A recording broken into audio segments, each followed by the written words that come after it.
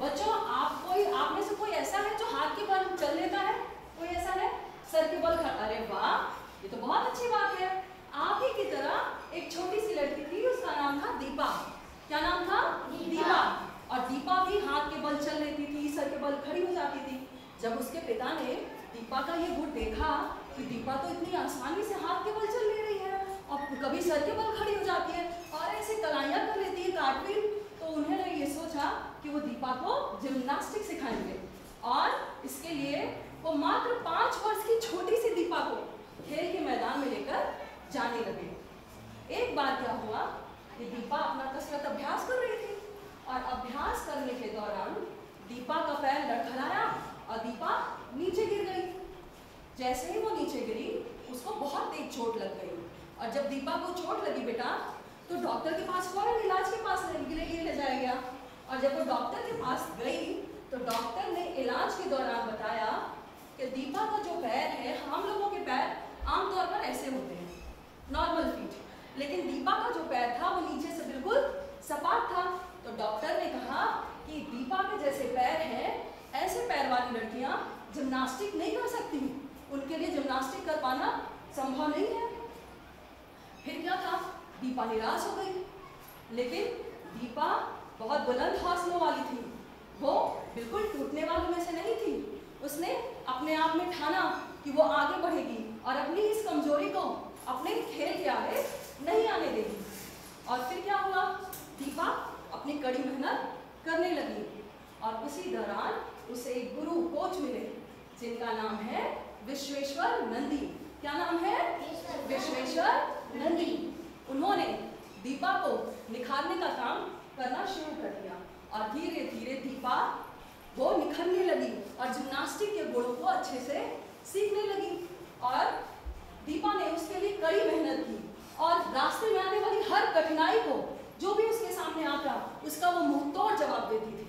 और पता है, एक बार दीपा ने वर्ष 2007 में, जब वो बहुत कम उम्र की थी, उसी समय उसने अपना पहला गोल्ड मेडल जीत लिया था।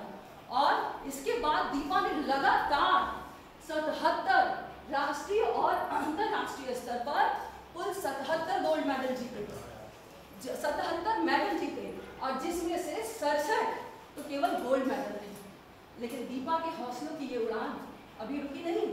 दीपा 2016 में जब ओलंपिक खेल आया, ओलंपिक खेल विश्व स्तर पर आयोजित होने वाला बड़ा खेल है, और जब ये खेल आया तो दीपा ने उसमें क्वालिफाई किया और ऐसा करने वाली दीपा पहली भारतीय महिला थी, पहली लड़की थी जिसने ऐसा किया।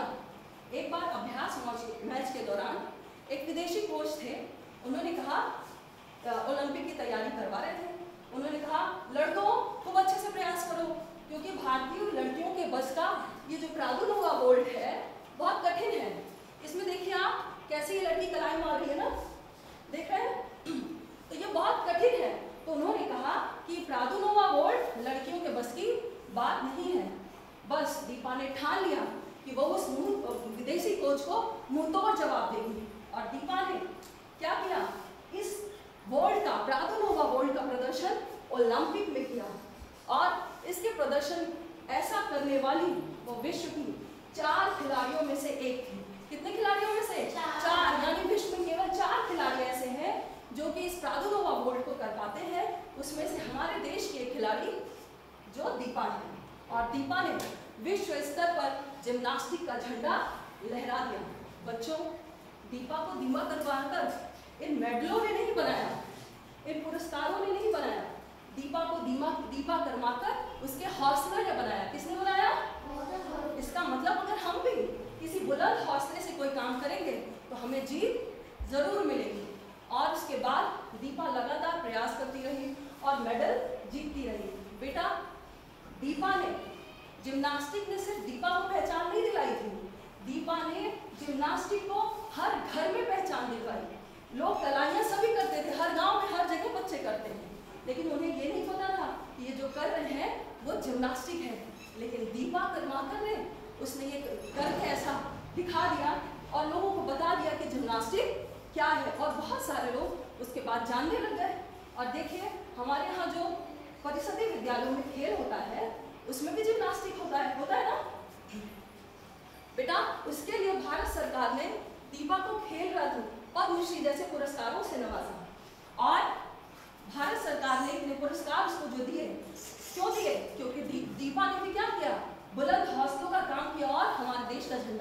विश्व स्तर पर लहराया।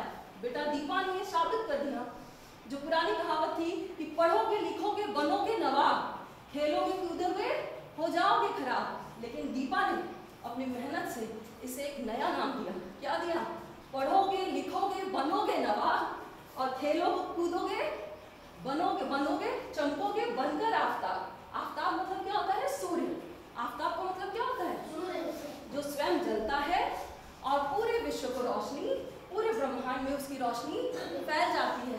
तो दीपा ने क्या किया? खुद संघर्ष किया और आज पूरे विश्व में उसने भारत का नाम क्या किया? रोशन कर दिया। तो मैं आपसे यही कहूंगी कि आप सभी मन लगाकर पढ़ाई करिए और दम लगाकर खेलिए। क्या करेंगे?